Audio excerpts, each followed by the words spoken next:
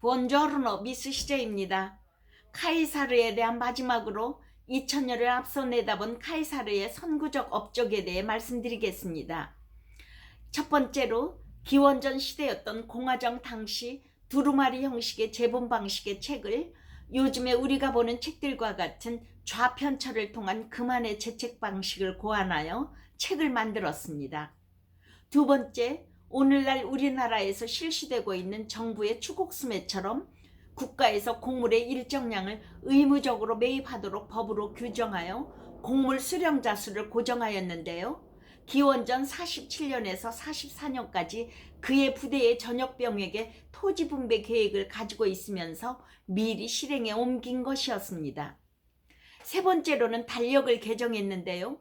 구 로마력은 태음력을 사용하고 있었는데 카이사르가 대신관을 맡았을 때 1년을 365.25로 날수를 정하고 4년마다 윤년을 두었는데요. 오늘날에서 오차가 겨우 1년에 11분 14초밖에 나지 않음을 볼 때 얼마나 정확하게 계산되었는지 알 수 있습니다. 1582년 교황 그레고리오 13세가 율리우스력을 개정할 때까지 그대로 쓰여졌는데요.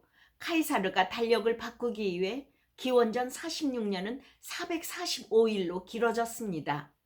7월의 영어 줄라이는 그를 기념하여 정한 것으로 율리우스가 기원입니다. 네 번째는 수도 로마의 재개발입니다. 카이사르 포름을 로마 공회장 바로 옆에 건설하였는데요. 카이사르가 건축한 쿠리아 율리아는 포로 로마노 안에 지금까지 유일하게 온전히 남아있는 건물인데 공화정 시대의 최고의 정치기관으로 집정관을 선출하던 곳입니다. 나중에 원로원 건물이 되었기 때문에 일부 가이드들은 카이사르가 암살당했던 곳으로 잘못 설명하기도 합니다. 포로 로마노의 로마 최초의 국립도서관과 율리아 회당, 그리고 완성은 아우구스투스 때 된 마르켈로스 극장을 지었고요. 카이사르 포름에 로마 속주가 많아지면서 당시 화폐인 세스테르티우스나 데나리우스로 환전하는 환전소도 만들었고, 로마 도심을 확장하기 위해 왕정시대에 건설된 세르비우스 성벽을 허물기도 했습니다. 네 번째는 교육과 의료 수준을 향상시키기 위해 속주에서 유입된 교사와 의사에게 로마 시민권을 주어서 장려했습니다. 다섯 번째로 유언장을 미리 작성하여 두었었는데요. 암살자들은 예측하지 못했지만 카이사르의 죽음이 결국은 공화정의 종말로 이어지게 됩니다. 유언장에는 후계자로 조카의 아들인 옥타비아누스를 정해두었고 카이사르라는 권위의 이름을 물려주고 유산의 3분의 2를 주었는데요. 로마 시민 한 명당 작은 은화인 300세스테르티우스를 지급하라는 내용도 있어서 옥타비아누스가 받은 돈은 거의 없는 거나 마찬가지였습니다. 별로 많지 않은 돈이지만 어린아이까지 로마 노동자의 석 달치 월급에 해당하는 기분 좋은 카이사르의 선물을 로마 시민들이 받은 것입니다. 여섯 번째로는 속주와 총독 문제를 해결했는데요. 카이사르가 정복한 갈리아와 누미디아, 폼피우스가 정복한 속주, 비티니아와 시리아 등 18개로 많아진 속주를 재편성하고 총독 임명을 행정개혁을 통해 해결했습니다. 그리고 일곱 번째로는 전쟁으로 황폐해진 번영의 카르타고와 고린도스를 재건했는데요. 로마 세계의 도시개발을 꾀하여 그 밖의 도시들을 재건 및 건설하였습니다.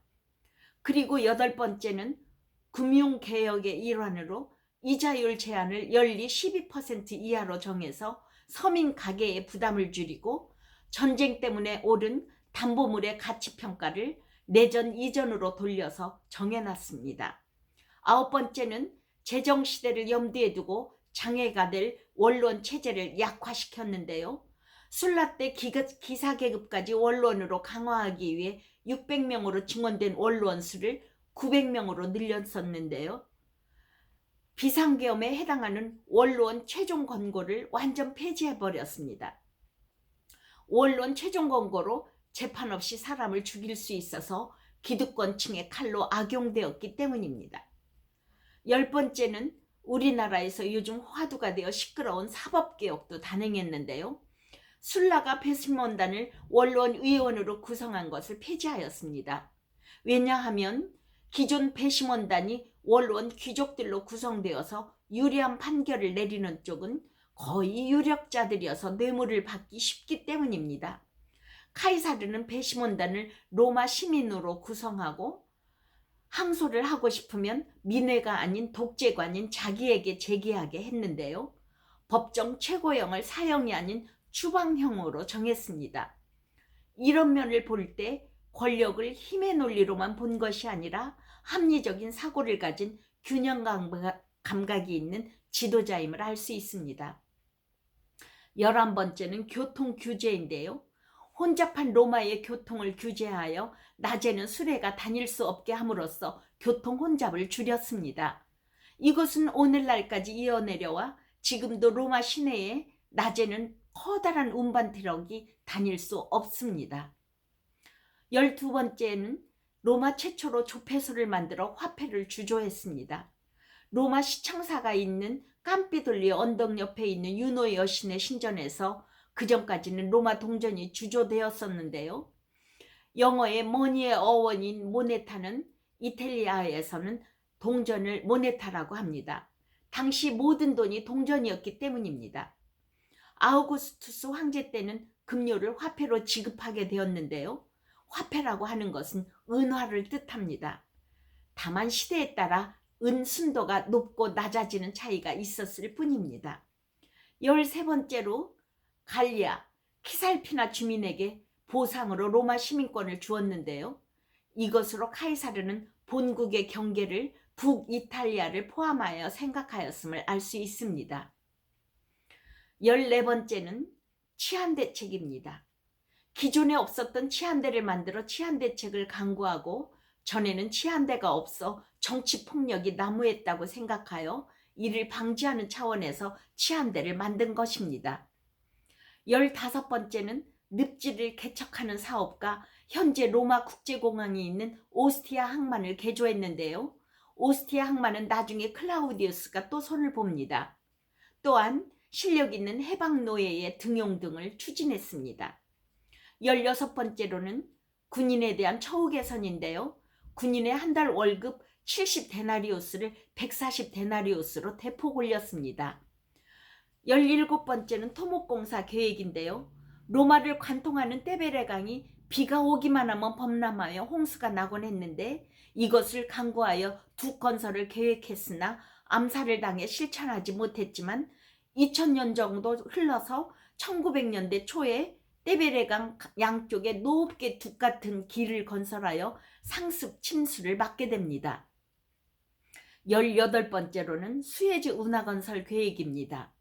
지중해와 홍해를 잇는 수에즈 운하의 필요성을 깨달아서 처음으로 계획을 세우고 추진하려고 했지만 암살로 미수에 그쳤는데요. 이후 1869년에 착공하고 1893년에 완공을 해서 지중해와 홍해를 지날 때 유럽과 아시아를 해상으로 바로 연결해 주게 됐습니다. 시대를 앞선 카이사르의 해안이 돋보이는 점입니다. 이 외에도 카이사르의 치적은 많은 부분에서 찾아볼 수 있습니다. 카이사르, 율리우스 시적, 멋지지 않습니까? 구독과 좋아요, 알림 설정을 부탁드리며 다음 시간에는 이태리 무라노를 가지고 찾아뵙겠습니다. 차오!